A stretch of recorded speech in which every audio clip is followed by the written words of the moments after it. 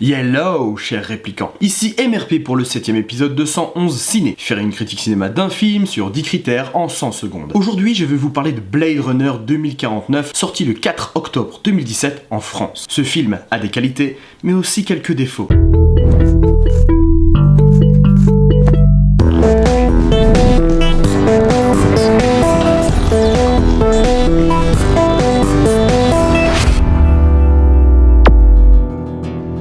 Vous êtes prêts? Ça va commencer. La communication. Une magnifique affiche avec un contraste de couleurs chaudes, de couleurs froides qui illustre très bien les décors du film. Un scénario intéressant qui est très raccord avec le film précédent, qui part dans de nouvelles directions avec les bases solides déjà posées, ce qui nous promet de belles choses pour la suite.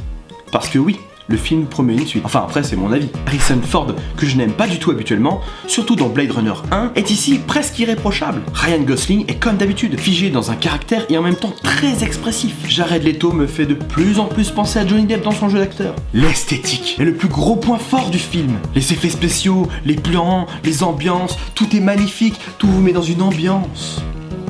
KLM. Le rythme est le gros point faible du film. Bon, il est comme le premier, donc très lent, mais ici on n'hésite pas à prendre son temps, sauf que ce film dure 43 minutes de plus que le premier. Denis Villeneuve est le réal de Prisoners, Enemy et Premier Contact. Je trouve que le choix du réal par rapport au film est un bon choix. Il a un rythme posé qui sait prendre son temps avec de magnifiques cadrages, ce qui collait parfaitement avec Blade Runner. On attend tous sa réalisation de Dune pour 2019. Vous n'aimerez pas ce film si vous voulez de l'action. Sur les 2h40 du film, il y a à peine 20-25 minutes d'action. Le reste est très lent. D'ailleurs, dans la première heure du film, j'ai failli m'endormir.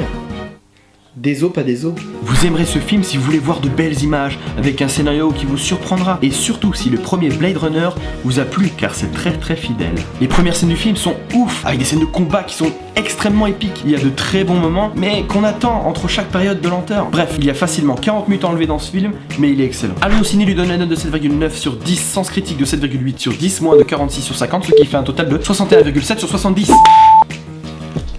Alors là, vous posez la question, pourquoi sur 70? Oui, parce que j'ai décidé de changer un petit peu la notation, c'est-à-dire 10 points pour Allociné, 10 points pour Sens Critique, 50 points pour moi et 30 points pour vous. Vous aurez 30 points pour noter le film du Sens Ciné.